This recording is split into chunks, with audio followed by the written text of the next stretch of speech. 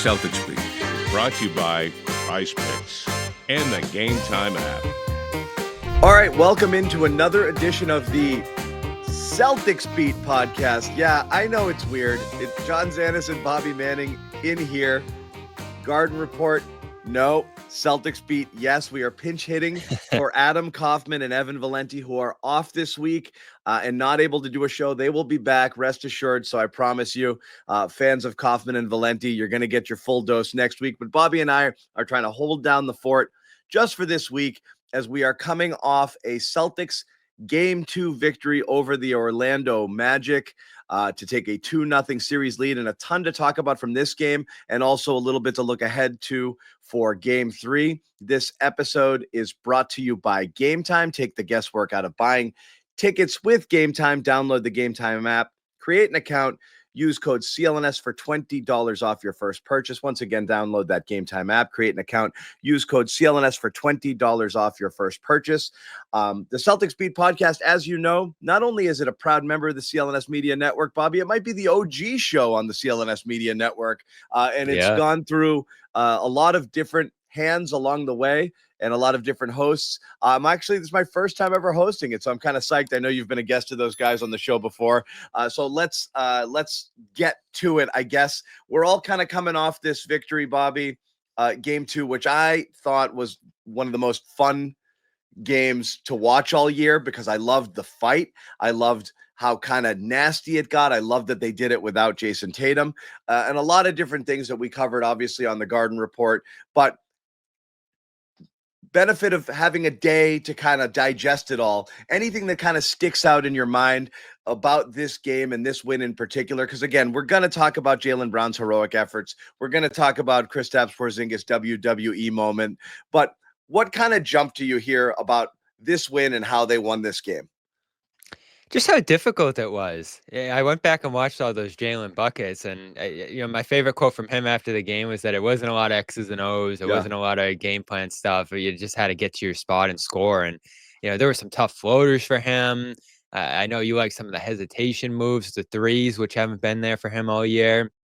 Were great to see and encouraging going forward. And yeah, he pretty much just beat his man one-on-one over and over again. A lot of post-ups in this one from him too, which we've seen more from him this year. And then, of course, the 41 minutes was what I was looking for more than anything.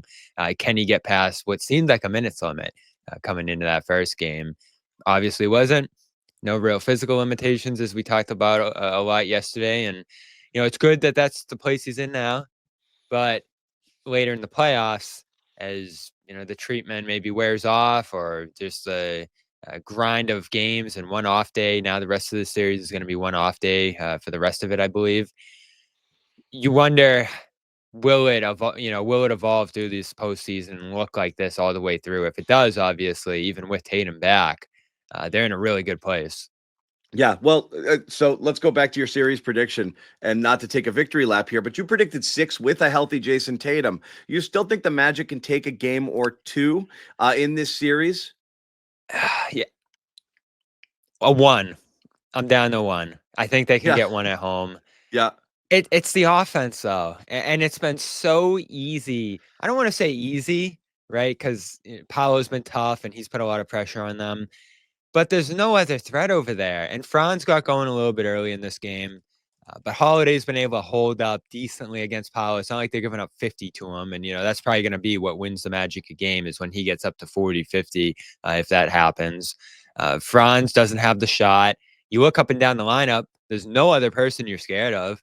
And there really isn't a whole lot of creativity out of a lot of their sets, too. Like the one pick and pop they got for Carter was like the most exciting thing I saw from them out of that game. So it's been easy. I hate to say that, but they're throwing passes right to the Celtics. They're doing these ridiculous turnovers left and right in key moments of these games. I know they only had 7 in this one, but all of them seem devastating. And, I'll give the Celtics credit, too. They're playing with a lot of pressure at half court. Pritchard's getting up on them. That inbound steal was a nice moment for him in this one, right out of a timeout. And then, of course, he had a backcourt violation that he forced on Franz, too. Holiday, I'm just amazed because, I've had a lot of doubts about him, John, throughout this season. I was worried. You held down through 2 games. It's looking good for you on that front, too. Well, so let's, because again, the headlines were Brown and KP, and we'll get to both of those guys in a little bit. But let's mix it up a little bit and go into that kind of holiday situation here. This isn't a victory lap by any means, but again, I've always been a big Holiday guy because of everything that he brings. Not just that kind of grown up in the room sort of mentality that we discussed a lot last year, which was integral to them, always kind of keeping it together and staying on track and not falling into bad habits, but just what he does and how much of it he does, and how much you need that in a series like this, where the other team is going to play a little bit tough and try to drag you into the mud, where they're going to play with some physicality. The ability for Holiday to play so many different styles, so many different ways. We always talk about players that give the game what it needs. Holiday might be the ultimate poster child for that saying. He always can answer the bell, whatever you need done, whether it's knocking down shots or just sitting in the corner and, catch and shoot three, which again, he's been much better at that post All-Star break than he was during the year. Definitely the numbers have dipped from last year, but his ability to defend multiple positions, how tenacious he is, and just, you knew there was an extra gear. I'm not going to say Holiday coasted during the season, Bobby, but he flipped a switch. He flipped a switch when he did turn it on, or when he played, when he was peak Holiday at points during the season. He looked like the same exact guy for me last year. I do think people took too many snapshots, might have looked a little bit too much at numbers with shots not falling, shots that normally fall for him, and just started. People are so quick. I don't know what it is about this guy, because he's given everything that you want, to the team. It's that he's older. It's that he's 15 years he's older, in, but and you everyone wants to be the first to jump out there and be like, he's done. Oh, he's gone off a cliff. Like, got to get rid of him. The amount of comments that we would have in the shows, Bobby, throughout the year of like, this contract is already looking horrible. This extension is the worst bit of business. I'm not going to back out of it. I had concerns. Yeah, I was worried. It was the one thing you can look at with this team, because, Al is in more of an understated role at this point, but Holiday's a starter. He's a guy that you can take advantage of if he's not able to beat you offensively. And, he didn't hit a three in this game, but 4-6 from inside. He beat Powell at one point, just attacking him head on at the basket with some power. There's some good dribble drives from him in this game where he's able to get himself free. The floater's there. He had some finishing issues earlier in the year too that concerned me a little bit, and he got that back in this game. And, I was talking to someone close to him after the game, and, he said something that really rung out to me. They used him. Like, he was involved. Yeah. He was running sets. There was a play where it looked like he was going to hand it off to Brown, and he faked and went downhill and scored himself. And then he can get into the pick and roll at a decent rate at this point in his career too. So I loved how involved he was. I'm pulling up the touches here. He was third in touches, had about 10 more than usual, behind Brown and White. So yeah, that stood out to me from this game, was just his involvement, because nothing to me, especially when he was struggling to shoot, and again, no threes in this game, was worse than when they would just stash him in the corner. And if he, missed 3 threes, that was the night. He had a bad game because he missed 3 threes. And that's all he did. So there's so much more to his game, right? You got the offensive rebounding. You got the point guard abilities. You got the ability to run sets. You got to utilize that if you want him to be a threat. And he showed with the ball in his hands, he can still be a threat. And, I guess what's so amazing to me, John, is that you look back to that injury that we thought was going to send him even in a worse direction, the finger. He shot 39% from three after that, and then kept it rolling into the first game there, where he shot, I think, 3 or 4 in the Sunday game 1. So he's in a really good place right now. The one thing to me that showed me whether it was going to be a switch flipping situation or not was whether he was going to be taking on the Paolo type matchups. And he did it from the first possession, and he's been the primary guy guarding Paolo through the series so far. Yeah, and again, it's all of the things that he brings. His ability to either guard the other team's best player, sometimes to kind of match up with a big. You see him, and you might see play him up around in position. Yeah, Giannis and those type of guys. Karl Anthony Towns, in that sort of situation. And again, it's not so much that he can flat out neutralize him. It's that, you know what, he's going to battle and he's going to give us as good as we're going to get. But what it allows everyone else to do, I think the key to Holiday is whatever role he plays allows everyone else to flourish in theirs. And I think that that's one of the understated aspects of his game. You mentioned the touches. I think that's also super important too, because I know Noah on one of our Garden Report shows, Bobby, had made the a really astute observation about, he's the only shot, his shots per game are close to what they've been over his career, but they are different types of shots. He's stashed in the corner. He's there as a catch and shoot three guy, as opposed to a guy who's initiating his own offense. And you see it in situations like this where he can get downhill, and it's not like he's necessarily blowing by every guy, but depending on the matchup, he can get into the paint and immediately flip it into a post-up situation if he's got a smaller person on him and work his way that way because he's so strong. Or if he's got a bigger guy switched onto him, he can just get to the basket. And you've seen it. And if he can't score, he's a great drive and kick guy or post-up. He's a great drive and kick guy. Yeah, so it usually good things happen, with the exception of those weird, like, why didn't he finish that? He's all the way there and he got there. So these finishing issues have been odd because he's getting there and he's getting great looks. This isn't Jason Tatum circa 2023, out of control, flying to the basket, kind of foul hunting, falling out of bounds, transition going the other way, resulting in a three by the other team, which Joe Mazzulla hated those types of possessions. It is controlled, and usually you end up with a very good controlled shot or a kick out. And then, on Wednesday night, you got a dunk, which kind of nobody expected to see. So was this and so there's so many signature moments for this game. Was this the Jrue Holiday dunk game? Was it the Jaylen Brown redemption game? Yeah. Was it the Jaylen Brown redemption game? Was it the Kristaps Porzingis, bloody stitches head game? So many different moments from it. So, I like starting with Holiday here because he had one dunk this year. I don't even remember it. It's something that hasn't been talked about a lot, with what contributed to last night's win. But it's impossible to not kind of segue to Jaylen Brown. Truth serum moment in question for you here. And again, without us having to worry about people in the chat spamming us about being Jaylen haters here. What was your honest opinion on a scale of, if 10 being finals MVP Jaylen, where did you think he would be in performance-wise throughout the playoffs, given the knee issues, what we know about the injury, which again, admittedly is a limited amount. We're following Twitter doctors and asking people for their opinions and just listening what people have to say about bone bruises in general, but everybody's different. You don't know how badly it's affecting him, but all we had to go on was a few snapshots of what he looked like at the end of the regular season. And as I call it negative, call it dubious, whatever it was, as I was on a lot of our shows, or as we were talking about along the way, deep down, I actually felt even worse about it. Like, I didn't want to go full panic mode, but I thought you might be getting such a limited version of Brown that playing without him might have been beneficial. How much of this was him holding it back? How much of it is just natural healing and he feels better? The shot, the treatment, whatever it is. We definitely saw a different person in game 2 than we'd seen at any point in the last month and a half.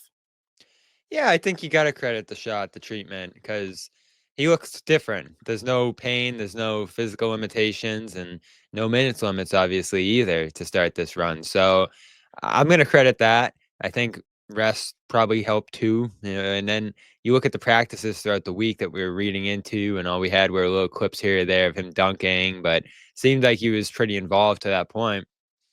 He was in a good place last week too, I think. So having that stretch of practices probably benefited him, and then having the time to figure out how he's going to play through this, I think, is valuable too. And to me, even though it looked more like Jaylen, there were real skill moments in this game. Like, he used his physicality and his athleticism in this game, but there were also bursts of the playmaking and, the in-between game and shot making certainly too, that all ramped up in that stretch after he missed the 3 games with the injury there. And when you look back at it now to close the year, he was like 50 from the field over that stretch to close the season, and 40 from three. And the shooting, for some reason or another, actually got better over that stretch. And maybe that was just a Weird. coincidence, Yeah. but it gave you some hope that he could play a different way here. And now that you do actually have the elements of Jaylen's game that we're used to seeing on top of that, it makes you feel better. But I am interested to see what it's going to look like when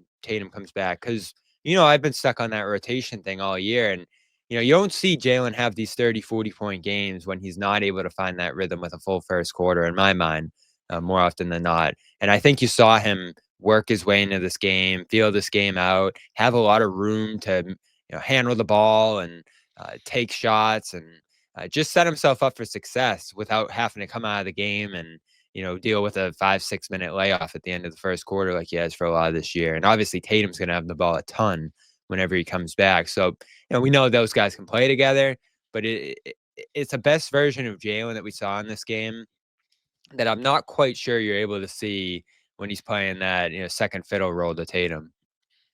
Yeah, you're not, but that was the thing. So this was not concerned, but the thing I was most interested in seeing, and we were texting about it before the game, was it's going to have to be Brown, right? Like, there's other guys who can initiate offense, and that's one of the beauties of the Celtics is White, Holiday, Porzingis. This is what I think makes the team so different than years past, and also why sometimes they're so good that it might actually neutralize the abilities and skill sets of some of their players. We've talked through the course of the year, Bobby, about some of the best Celtics games are the ones when they are down two guys, because guys get to kind of play up in their roles and do things that they don't normally do because they can't do it. There's only one ball.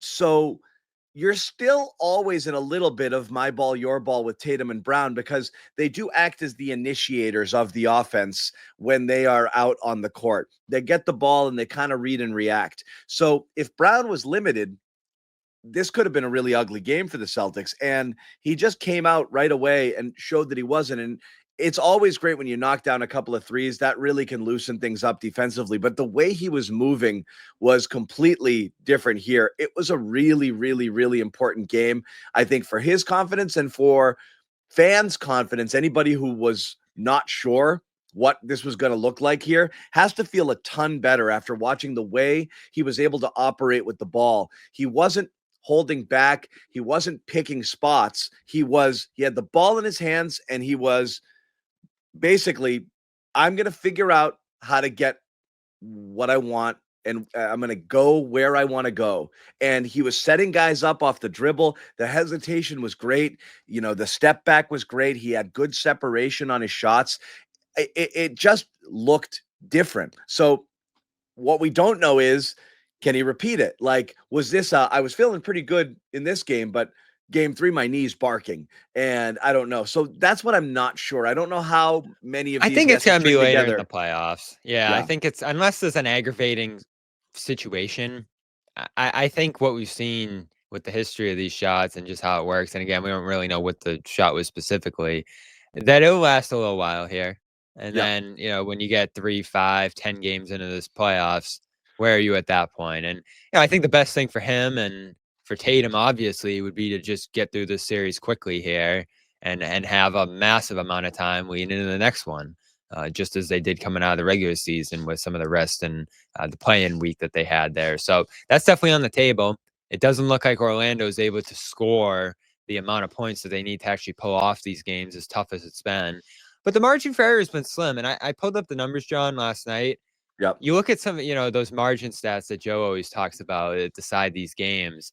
It's really close. Like, it's 163, 162 Magic in shots. And then the Celtics own all the other ones, 28-17 in rebounding. threes made, 38-23 in free throws, which really should make you feel good, because that was the only way that Orlando could win this series. 22-20 now in the rebounding, and then the Celtics are 19-22 in turnovers. So they're winning every category. It makes sense that they're up 2-0 pretty decisively from that standpoint. But when you actually look at those numbers, it's been close. They haven't had a room for error. And Jaylen actually said last night, we got lucky, which I thought was really interesting. Yeah, coming out of that game. I think, I don't know if he meant lucky in that sense, but yeah, that was a curious soundbite. He's saying that they're not playing their best offensively, and I do think that's true. No doubt. We'll continue on here. I want to take a quick pause and let everyone know who's listening right now about our sponsor here on Celtics Beat, on the Celtics Beat podcast, and that is Gametime. And again, you got to take the guesswork out of buying tickets, and Gametime is the place for you. We're lucky, Bobby. We get our credentials. I don't mean to rub it in, so we get to see the games, but getting into those games is tough. And I remember as a fan, what a treat it was to go see the playoff games. Again, I'm going to date myself, but you saw 80s era Celtics in the old Garden in the playoffs. I cannot describe that environment. They get close here, with these games here, and the fans are fired up, and it looked like a great environment last night. I know you and Noah talked about how amazing that was. And if you want to get in on the action, definitely go through Gametime. Terrific app. Last minute tickets and zone deals are great. The all-in pricing, so there's no hidden fees at checkout, which is awesome. Panoramic views from your seat, which you can check out in the app before you buy. Low price guarantee. Gametime credits you 110% of the difference if you find something else. So definitely get in on the action here. And the other thing I want to tell you, you can save up to 60% with last minute deals here, which is great. Price usually goes down the closer you get to Gametime. 60% off last minute sports, concerts, comedy, what have you. Check it out. So again, take the guesswork out of buying tickets with Gametime. Download the app, put in that code CLNS for $20 off your first purchase. Terms to apply. Once again, download the Gametime app, code CLNS, $20 off your first purchase. Terms to apply.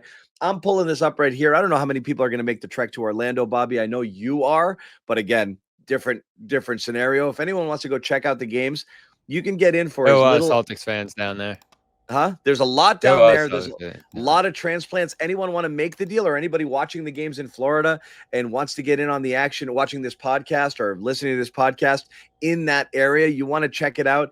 The get in right now, and I'm looking at it, $105 is the cheapest ticket. So that's not bad to go in and check out a playoff game. Some pretty good seats still available if you want to go see the Celtics take on the Magic, either game 3 and 4 in Orlando. So definitely check it out if you're in the vicinity, or if you're, hey, it's school vacation week in Massachusetts. Maybe you take your kids down, do a Disney trip during the day, go check out the Magic. It's a good idea here, and Gametime can do it for you. Let's move into we talked a little bit about Jaylen here.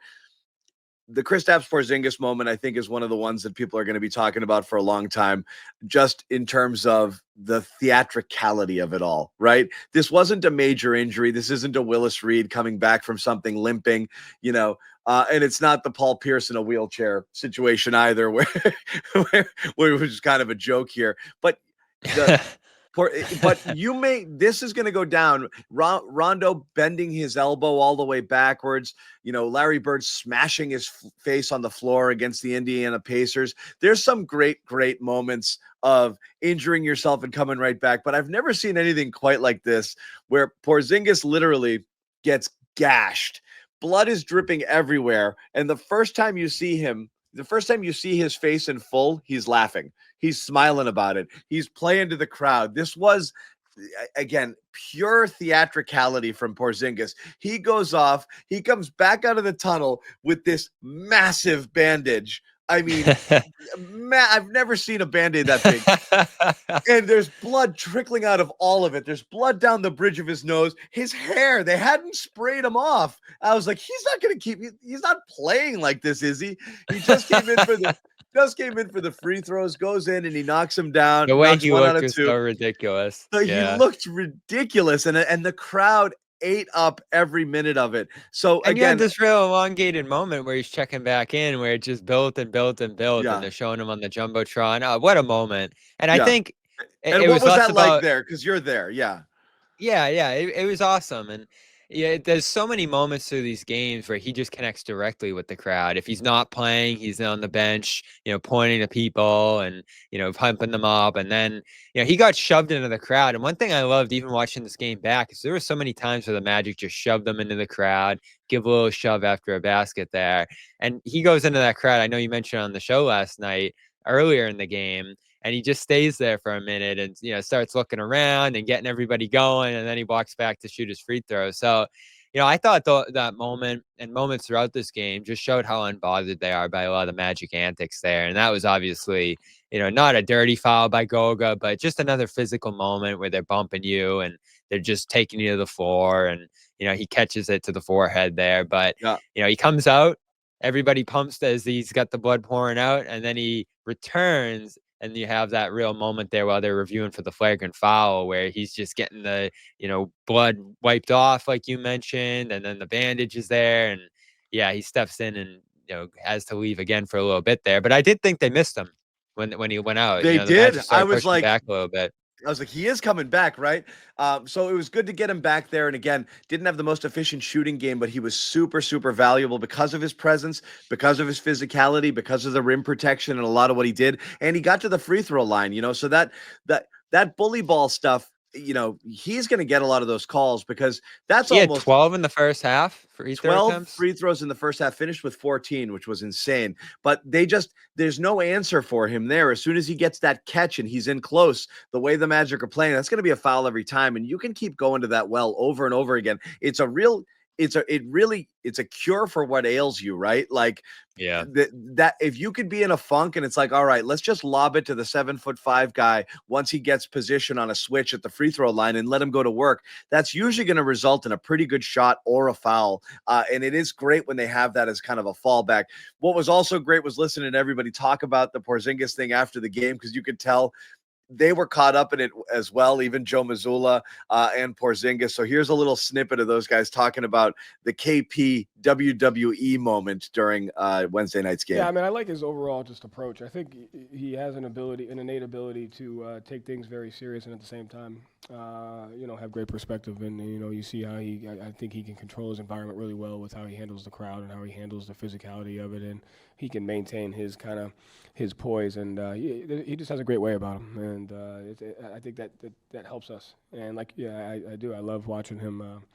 I like watching him bleed on the court. I think it's important. And then he comes back in and does his job. So I do like that about him. No, I love my WWE moments for sure. It just happens in the game, And you know me, I always love engaging with the crowd. And I already knew, getting hit again, blood again, crowd was gonna just, go with it. So it was cool. It was fun. That's great. It's a great sign. KP battled all night. He had, physical possessions, timely baskets, and he probably left a couple baskets that he had on the table. But he came out and competed, and that's what we want to see. So even through injury, even through blood everywhere, I feel like that fires KP up even more. So just, it's great. Porzingis is great. He's the greatest. He's the best interview we've had here on the Celtics, and I can't remember how long. But I just want to once again quote Joe Mazzulla. I like watching him bleed on the court. I think it's important. He was searching for a line like that. He always wants to have one of those one-liners, and he found it. I think it's important. All right, can you imagine the pregame pep talks? All right, guys, we want to go out there. We want to make sure that we are, really crashing the glass aggressively. We want to get out on their shooters. And I think it's really important if one of you guys bleeds. Those are the keys to the game tonight. I think it's really important.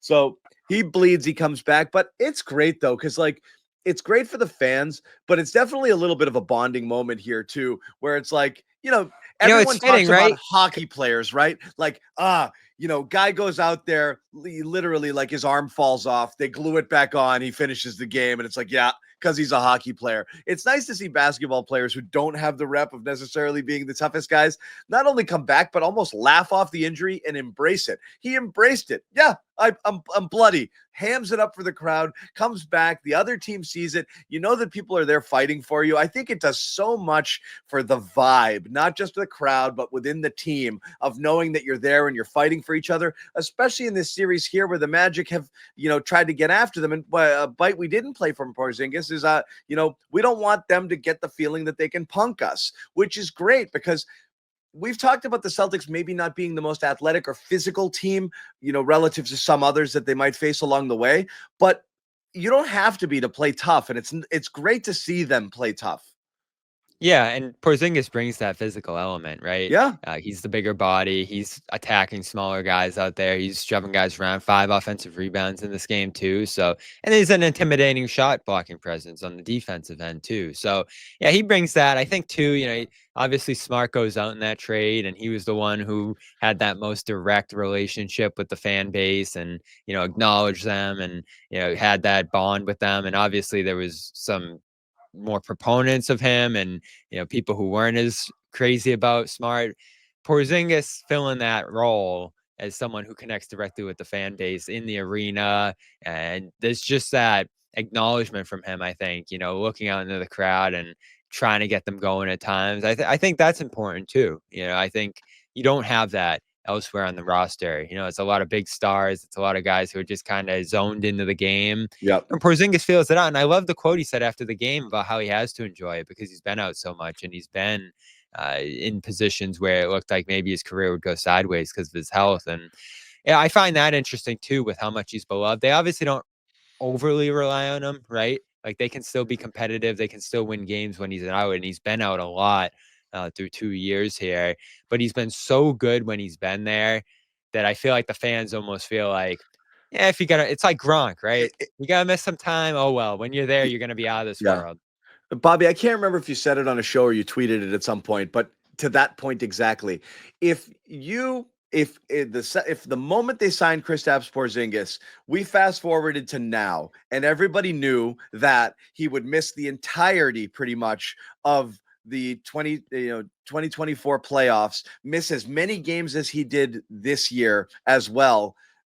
And say, but that's what you're going to get. Shoulder shrug. Is it good enough? Celtics fans would be like, no, man, don't do that trade. That's a disaster. Well, he played 42 games this year. 42 games this year and missed the entirety of the playoffs pretty much last year, last season on a championship run. If you knew, without knowing the results of what would happen with him being as limited as he's been since he got here, you would say, no way, don't do that trade. But it's completely the opposite. It's thank God we got this guy, and I'll live with whatever he's able to get for me. It's almost like a gift. I don't want to say found money, but like you count on Porzingis, but everyone is so happy when he's out there and they embrace it and everything that he brings, not just because of his versatility and that added element and dimension that he adds that didn't exist before he got here, but also a lot to do with the personality. I said this on the Garden Report. No matter what happens with Porzingis, his story in Boston is written. It doesn't matter if he goes out tomorrow, knock on wood, and never plays here again. He has immediately part of the pantheon of like all-time Celtics, not in terms of performance, but like you will never not think good things about Kristaps Porzingis as a Celtic. And I said it on the show last night, Bobby. It feels like he's been here forever. It feels like he should have been here forever. And I mentioned him alongside names like Kevin Garnett or Bill Walton, guys who got here and were immediately everything about the Celtics, or everything you want them to be. And Porzingis is that 100% that guy. And I think every fan feels the same way about it. You don't get a lot of that, a player to be that universally beloved by everybody in such a short period of time. Yeah, and they have poked around him in the past. One of the things I wrote in the story there is that deadline, the second Wizards year, they reached out and, thought about making a move from then. Wizards weren't interested. I think Danny had interest in him, back in the Knicks days. Danny even pursued him with the Jazz. I think if Kristaps didn't end up in Boston, he was going to be in Utah after that Wizards situation and the, midnight Smart trade that ended up actually bringing him here. So yeah, they've liked this guy for a long time, and you can tell why. Like there's elements of his game on both ends of the floor that almost went a little overlooked. I think the injuries flew above the three-point ability, which, wasn't always there to this level. I looked up and was surprised, John. He shot 41 from 3 this year, which is a career high. Yeah. The post-up ability came a long way over the last 3 years here. And, remember, we were kicking around like him as a Kemba trade dump money kind of option, right? Yeah. Like you take back Kristaps' contract. Yeah, we'll take your garbage, and you send right? Back, yeah. And that, you never would have thought he'd actually be this big of an asset at this point. And, Right. even the summer they traded for him, we were kind of like, I don't know. Like, is that the best guy they could move for? And the fact that it's just been so perfect and he's been such a great fit has really been one of the bigger pleasant surprises in recent Celtics history. I could not have imagined how great it would have gone.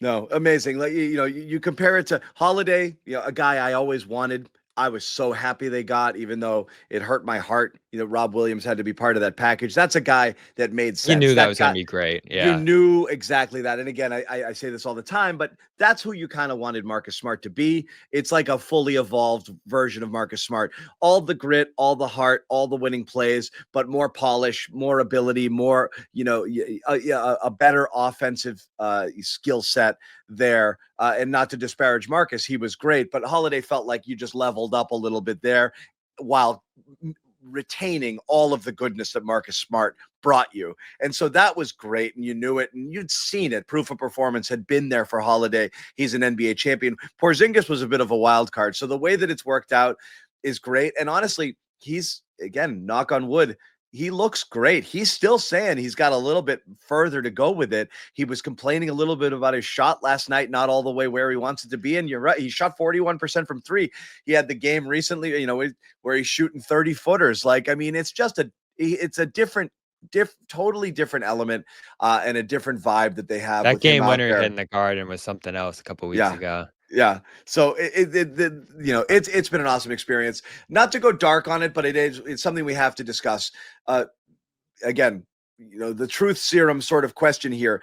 What is your level of concern with Tatum? Because again, you were quick to point out right when the situation happened, when Jason Tatum falls on his right wrist, he hurts himself in game one. And obviously we all know it's now been called a bone bruise. He missed game two. He's day-to-day, according to Joe Mazzulla. But you didn't like the way Tatum was answering the questions, a little bit kind of mumbly and evasive. You knew that he felt something wasn't great, even though the x-rays were negative. And then Joe Mazzulla the following day, he was kind of dodging the question here too. Then on Wednesday night, Mazzulla asked about it, and he went full on into I don't want to talk about it mode in one of the weirdest ways. And here's that clip. And about with Jason, what did you find out about any other updates in terms of how he's doing? Yeah. You didn't know when did you find out he couldn't play? I have no idea. What? Especially because What did you find out about it? Yep. When did you find out he wasn't going to play? I have no idea. I mean, so we know what Joe's doing. I don't want to talk about this. He's doing it in a very inelegant way, but this level of, kind of trying to, obfuscation here, this trying to, muddy the picture, not really talk about details, not get into it, creates more concern than less, right? Like, I don't understand why the cloak and dagger sort of stuff here. There, and I think there's some uncertainty. So he can't really answer it. Yeah, right. I don't know. When he talks like this, does it make you feel better or worse? Because we have very little to go by right now in terms of like, oh, geez, is this like an entire series and beyond thing, or is this a day-to-day thing? Because again, some people thought he might even play on Wednesday. I know Noah was among them. I even thought, I bet he toughs it out. He might not be 100%, but he'll figure it out. He was doubtful. I think the way it played out, you got a pretty good sense that. So how worried are you? He was never playing. Yeah. Yeah, I'm still at a 5. Yeah, I think I'm in the middle because if it's what we think it is and know right now, all the information is that you miss a game, maybe 2, and then it's just the pain management there from that point on. If it's something more that we don't know about and they're being secretive about it, that's where you get more concerned, because I think Noah said it last night. Is he in a place where he can't shoot right now? Like, is that why he was so definitively out of this game? Is because he can't even shoot the ball. He had the wrap on it. I saw him with a little bit of a bigger wrap later in the night. He ended up leaving the arena without a wrap on there. And when you look at it, it doesn't look like it's a balloon or something, like a sprained ankle. It's like this big outrageous thing in terms of the swelling there. It looks just like his wrist. So I'm taking it at face value and saying this was probably just a situation where it would have been so disruptive tonight. Maybe you let the Magic back into the series, and then does he have to miss the next game because he aggravates it? All of a sudden, you're playing with fire a little bit there. If I had a bet, I think we'll see him next game. But the evasiveness by Joe and the day-to-day thing and just how much he's backed off his usual response, right, which is he's fine. He's fine. Get up. He's fine. Yeah. That makes me think maybe there is a little bit something more here that we're not being told about. But, again, we had all those concerns with Brown too, and here he is doing what he's doing. So yeah. I'm squarely in the middle. I don't know enough. But I think if we're just going off the information we have right now, he'll probably be back for game 3, and it'll just be a matter of how he plays through it. Yeah, I mean, I think that's the correct take. There's no reason to be a doomer about it, but until you know definitively, or until you start to get updates that are, that give you a timetable, you have to be concerned. It's your best player. But again, we'll get an injury report today. Yeah, if it's going to happen, it's better to happen round 1 in Orlando, now up 2-0, and give you a little bit of cushion. I think a lot of people, I know Celtics fans you love their bubble wrap because that you can beat most teams with 60 to 80% of your starters healthy, and you could rest one, maybe even 2 guys and still kind of get away with it. So I'm sure there's a lot of people who are like, let's see if we can sneak by game 3 without it here, and you win that one, then just let him sit and come back round 2 and be good. Depends what he looks like. If he's extremely limited, you might be in a worse spot with him. Yeah, because he's going to try to do his thing. But that being said, the decoy aspect is good because he's still Jason Tatum. You're not going to leave him alone. It's not like they're going to completely back off of him. The gravity that he creates being out there and the playmaking and the other things that he can do, again, it's not a lower body injury. He can still move. He can do a lot of things. It's just a matter of how limited he is, both with the shooting and the ability to handle the ball. And if he can't, keep him out and roll the dice here. We are going to wrap up. We want to let you know here, though, for those listening to the show, we ask that you subscribe to the Celtics Beat podcast. Again, John Zannis, Bobby Manning, pinch hitting for Adam Kaufman, Evan Valenti. For those of you who hate that we did that, we apologize, but I promise those guys will be back next week. So subscribe to the show, like it, leave a fresh review. Tell us what you think. For those watching the show on CLNS, go ahead and hit that like button and subscribe to the Celtics All Access YouTube channel, where you can find this show and a lot of other great Celtics content. Also, please make sure to turn on your notifications so you know the instant of video drops. The show also, we want to tell you one more time, is brought to you by Gametime. Take the guesswork out of buying tickets with Gametime. Download the app. Use the code CLNS for $20 off your first purchase. Terms do apply. Once again, download that Gametime app. Code CLNS, $20 off your first purchase. Terms do apply. Bobby Manning is headed to Orlando. For those watching on video, you saw him sneak a quick yawn in there, and that's okay. He had a late night. And he's headed to Orlando to cover. I thought I'd have a bucket hat nearby. It's around here somewhere. I got to pack it. Bucket hat Bobby, you'll get that in full. As we said, Adam and Evan will return to the show next week, but we'll have a lot of Celtics coverage throughout the weekend and on our YouTube channels here, in addition to Garden Reports right after the game, which you can always check out. So if you are not a Garden Report viewer, we ask you, hey, check it out. We're live after every single game. But if you're just here for the Celtics Beat podcast, like we said, Adam and Evan will be back next week reacting to what could be a round 2 preview if the Celtics are able to take care of business and wrap up this series in 4 games, games 3 and 4 Friday and Sunday, respectively, in Orlando. Once again, I am John Zannis. This is Bobby Manning. Thank you guys for listening. Thank you for watching. And we will see you on the Celtics Beat next time.